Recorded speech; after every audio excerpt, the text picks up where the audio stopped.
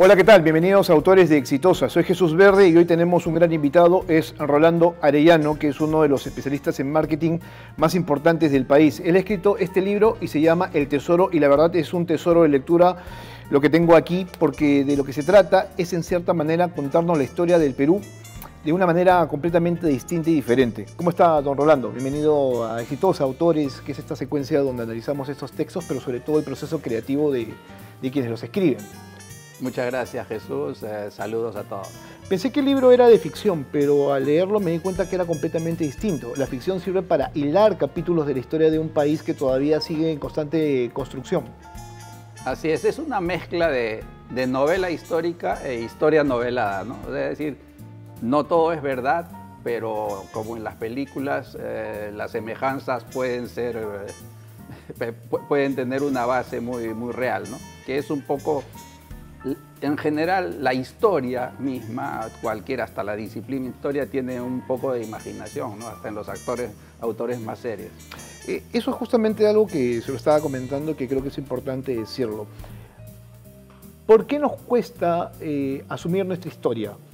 ¿Por qué, en el sentido de que podríamos tener diferentes tipos de enfoques, sin embargo somos muy enfocados en que aquello que está en una currícula es aquello que es lo real y concreto, cuando esto tiene diferentes matices? La historia constantemente está en revisión. Sí, yo creo que nos hemos quedado un poco fijados en una historia de comienzos del siglo pasado, ¿no es cierto?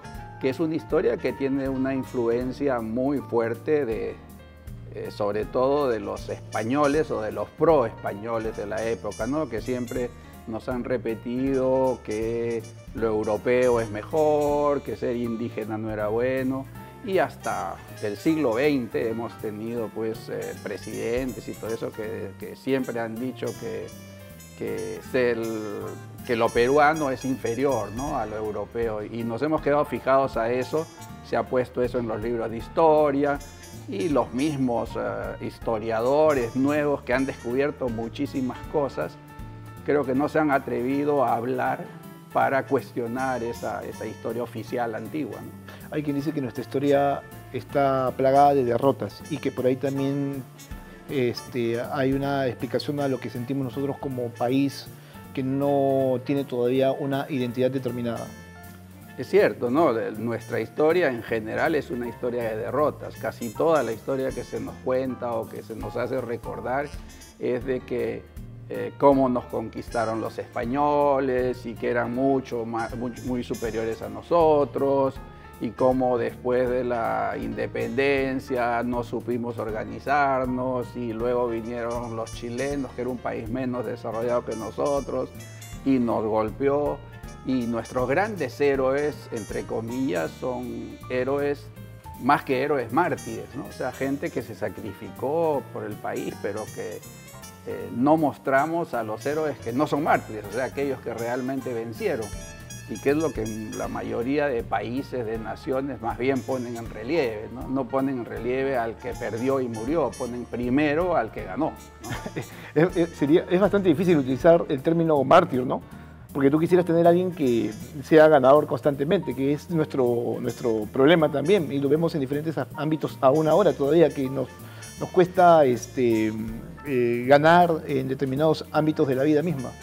Bueno, lo vemos hasta ahora mismo, es decir, el ser empresario, mira, el 100% de los peruanos tenemos espíritu empresarial. O sea, el que no tiene su propia empresa, tiene la esposa que tiene su empresa o hace su taxi, etc.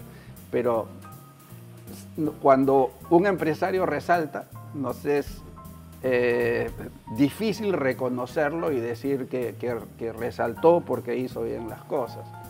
Entonces, es un poco ese sentimiento de que el éxito no es conveniente en nuestro país, ¿no? ¿Y eso por qué nos pasa? ¿Por qué somos una sociedad egoísta en ese sentido? Porque uno tendría que sentirse bien y feliz porque un empresario crezca y genere trabajo y le haga bien al Perú.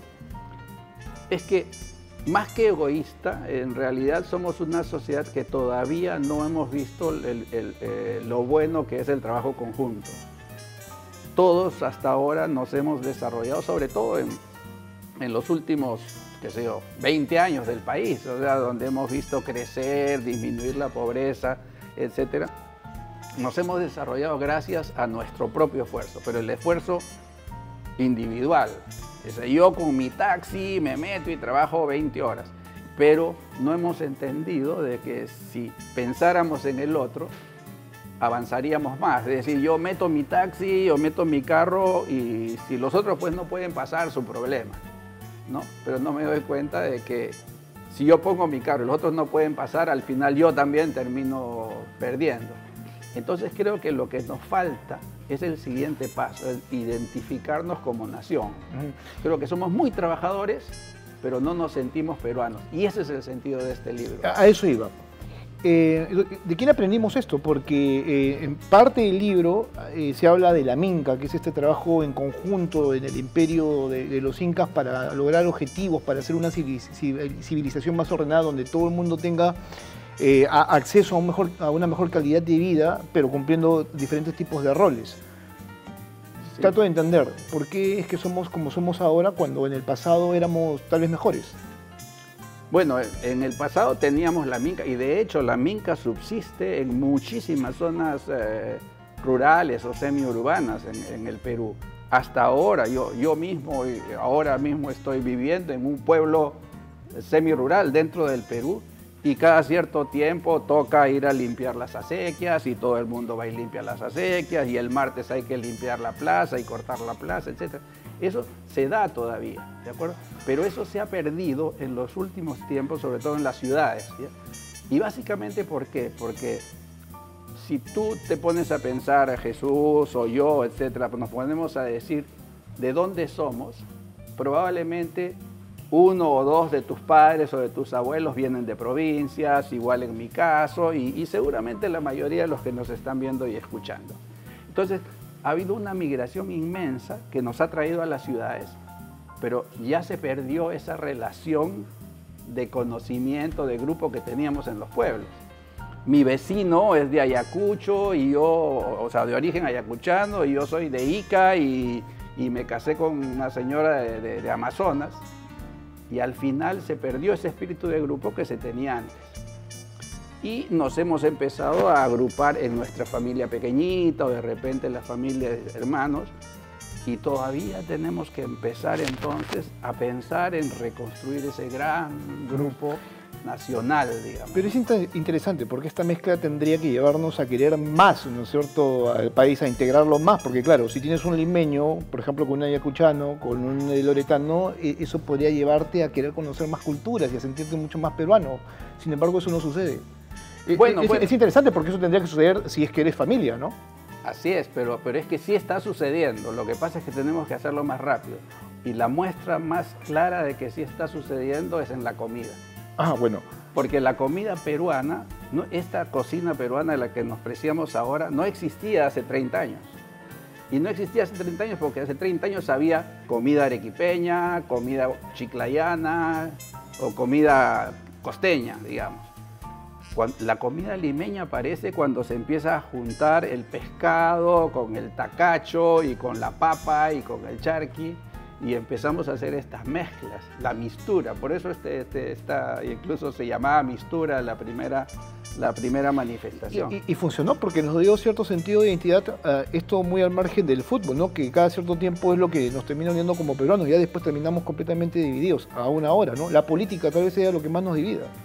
Así es, sí, pero justamente la cocina peruana es el primer símbolo de una identidad nacional. Porque la verdad es que en la historia no hemos sido una nación peruana. En la historia nuestra hemos sido cusqueños, huancaínos, etc. Nunca hubo una nación peruana. Recién la tenemos que formar. Pero para eso tenemos que creérnosla.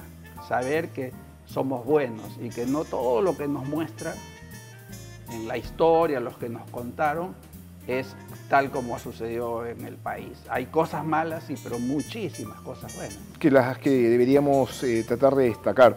Y yo traigo a colación estos temas de manera introductoria, aunque un poco larga en realidad, para entender de qué se trata el libro, porque yo le decía al inicio, pensé que era una ficción, pero a la larga la ficción te sirve como una especie de hilo conductor por los pasajes importantes de la historia del Perú. ¿no? Desde Caral hasta justamente la gastronomía, ¿no es cierto? Entonces pasas a conocer a Guamán Poma de Ayala con un discurso muy bonito que está centrado aquí en este libro, que creo que todo el mundo debería leerlo. Luego viene el conocimiento de Francisco Pizarro, tal cual. Hay una mala interpretación de quién era Pizarro y a veces también lo hemos visto de una manera muy monumental y a la larga no es tanto como se le ha visto. Luego vamos a un mártir, para utilizar el término correcto en lugar de héroe, Andrés Avelino Cáceres, ¿no? Y así sucesivamente vamos pasando por muchos pasajes de la historia del Perú y cada cosa tiene una explicación que creo yo ayuda mucho a entender este Perú que ahora estamos viviendo. Así es, así es. Creo que tenemos muchos héroes valiosos que no hemos reconocido en su verdadera dimensión y que tienen cosas buenas y tienen cosas malas, ¿no es cierto? Tenemos grandes aportes de este señor Guamán Poma de Ayala que le escribe al rey de España, ¿no es cierto? Sus crónicas de buen gobierno, que es y que nunca llegan al rey de España. Que nunca llegan al rey de España, de hecho se encuentran ahí perdidos en Dinamarca en algún momento, pero donde le explica, entre otras cosas, por qué era importante reconocer a los indígenas, ¿no? Porque para empezar, y de hecho eso es una cosa importante en nuestra historia, los indígenas nunca fueron esclavos. O sea, todas las otras potencias del mundo, cuando llegaban a África, hacían esclavos a los africanos o los vendían, etc. En Asia también. Los americanos nunca fuimos esclavos de nada. ¿Por qué? Porque, como lo decía bien don Guamán Poma de Ayala, somos descendientes de unos hijos perdidos de Noé, después del diluvio. Bueno, es interesante porque aquí en el Perú, como por ejemplo en México, sí tuvimos una conquista en la cual hubo una fusión de razas, ¿no es cierto? Es más, se generó una nueva raza que mezcló el viejo mundo con el nuevo mundo, ¿no? Y eso pasó, repito, en México, como aquí en el Perú, donde tienes todavía gente que tiene apellidos muy españoles, ¿no? Sí, claro. Y ese linaje todavía se mantiene. Habría que entenderlo de esa manera. Me gusta mucho el libro porque, repito yo, tiene muchos capítulos de historia del Perú, pero lo que sí me gustaría preguntarle es esta elección de un personaje extranjero que busca respuestas que la debería buscar un foráneo. Estoy hablando de Didier, que es el personaje principal que inicia básicamente toda esta historia de búsqueda de la identidad peruana. ¿Por qué francés? ¿Por qué foráneo? ¿Por qué no?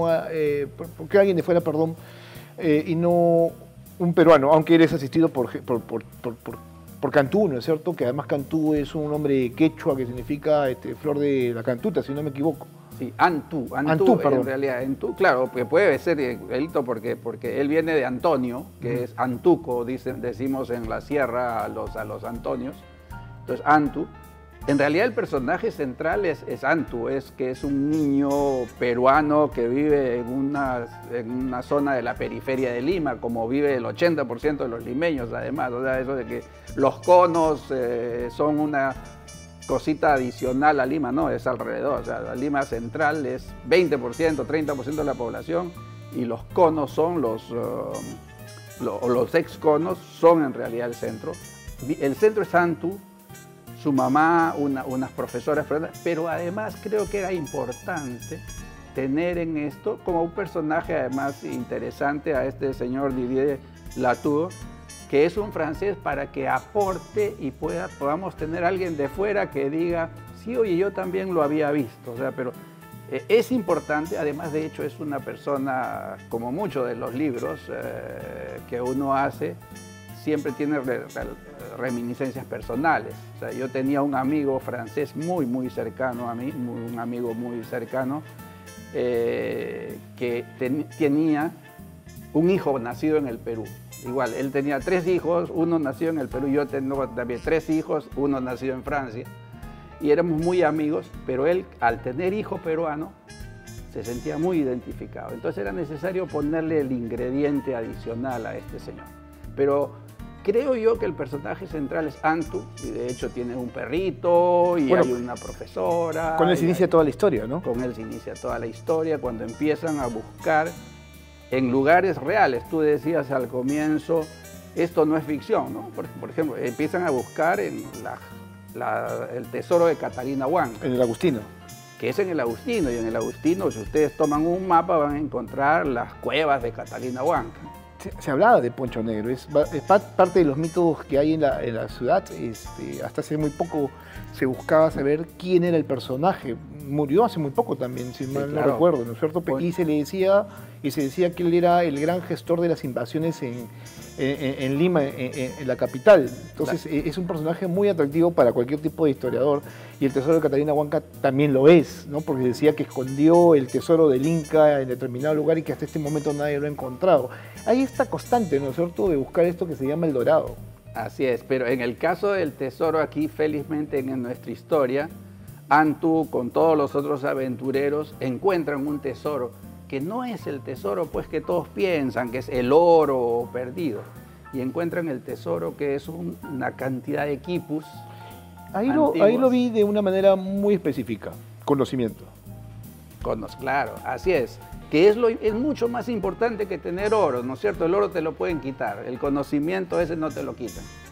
Y cuando ellos encuentran los quipus, empiezan a entregar, a empezar a ver que hay una historia diferente que no ha sido contada, y que es una historia además que está siendo salvaguardada por un grupo de personas que se llaman los Ojos, que es una especie de cofradía que viene de siglos, y que hay muchos, incluso hoy, que no se identifican, pero que están detrás siempre buscando esa verdad.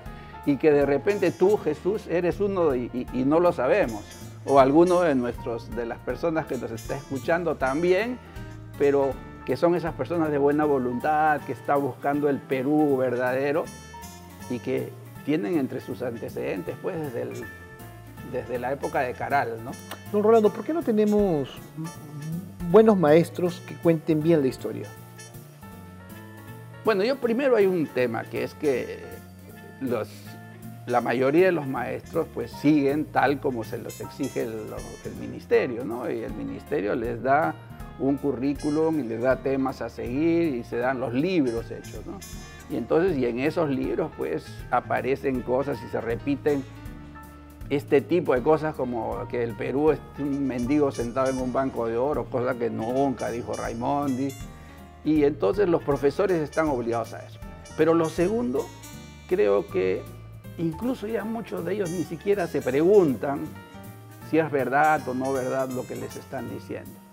Y es importante que se empiecen a preguntar, ¿no? Porque creo que la función de los profesores no es solamente transmitir el conocimiento, sino también es generar educación. Y en esto tienen que entender que es importante motivar a sus alumnos a ser mejores peruanos. Yo digo, el trabajo de un profesor es hacer que sus alumnos tengan sentido crítico y constantemente se estén cuestionando para ser mejores personas. Creo que si tuviéramos más personas abocadas a deconstruir nuestra historia, seríamos una mejor sociedad y seguramente tendríamos más respuestas cuando se nos pregunta quiénes somos los peruanos, que ahí sí quisiera yo tener un punto de vista suyo, porque particularmente los peruanos somos un constante cambio y a veces es difícil entendernos. Sí.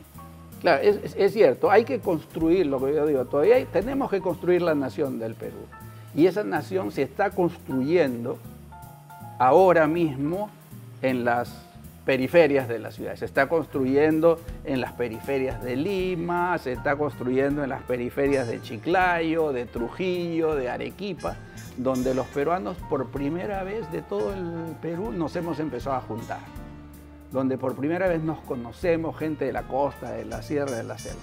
Entonces, primero que se está construyendo es ese Perú, pero por ahora todavía somos un grupo de personas muy trabajadoras, somos probablemente los más empresarios del mundo, y eso es algo que cuando uno le digo la gente se ríe, pero cuando tú ves los datos somos en el país que tiene mayor cantidad de empresas formales por persona en el mundo, pero no nos la creemos, pues, ¿no? Bueno, primero somos muy trabajadores, somos muy protectores de nuestra familia, que es otro gran sentido de esto, pero el tercer paso es que no nos hemos dado cuenta que tenemos que unirnos. Y entonces, por lo tanto, al no interesarnos nada más que esté nadie que esté fuera de nuestra familia más cercana, resultamos, como lo decíamos hace un momento, a veces un poco egoístas, ¿no? Y eso creo que ese es el gran problema que tenemos que superar. Lo otro sería cuántos años más tendrán que pasar, ya pasaron 200, ¿no? Bueno, no, en realidad este gran como cambio república. que se está viendo, sí, como república, pero el gran cambio que estamos viendo ahora viene de los últimos 30 años, ¿no es cierto? Las grandes mezclas, la formación del Perú nuevo está ahora, se está dando ahora, en Villa María del Triunfo, en qué sé yo, en el cono sur de Arequipa, es ahí donde se está formando ahora. Hemos tenido 200 años de muchas guerras internas, peleas internas, etc. Pero hoy yo tengo la visión de un Perú que se está formando, que está por primera vez creciendo. Nunca, a pesar de todo lo que digan las noticias, los datos es que nunca ha habido menos pobreza en el Perú que hoy, en nuestras épocas. Y uno ve los datos, hasta el año 2000, 60% de los peruanos eran pobres. Hoy, con pandemia y todo eso, 27% de los peruanos son pobres. Si ustedes preguntan a nuestras personas que nos ven, usted, con relación a sus padres, cuando tenía su edad, ¿está mejor o peor que ellos? Y la mayoría va a levantar la mano. Nunca ha habido un momento mejor que estos. Y no por los gobiernos, ¿eh? A pesar de los gobiernos. Y si esto es así, ¿por qué nos cuesta ser optimistas? Porque creo que no nos hemos dado cuenta que podemos serlo. Creo que nos hemos quedado con el discurso antiguo. Y por eso es que este libro, que es mi primer libro de novela, mis libros han sido siempre muy técnicos, de marketing, de análisis de la sociedad, quiere ser una especie de catalizador, empezar a decir, oye, ya es el momento de ser optimistas, porque ya empezamos a tener cosas positivas. Don Rolando, muchas gracias por estar en Autores de Exitosa. Muy amable por la visita y espero que esta sea una de tantas. Siempre es necesario escuchar una voz tan acertada respecto a estos temas, este y otros temas, sobre todo para tratar de encontrarnos como ciudadanos en un país que sigue en completo desarrollo. Todavía hay mucho por hacer. Hay muchísimo por hacer, pero tenemos que creérnosla. Y sobre todo nuestros jóvenes, hacer que nuestros jóvenes la crean. Bien, Rolando Arellano con nosotros esta mañana para presentarnos el libro El Tesoro, la aventura del pasado, el presente y el futuro del Perú. Gracias por estar ahí y por escucharnos también y nos vemos, se cuidan.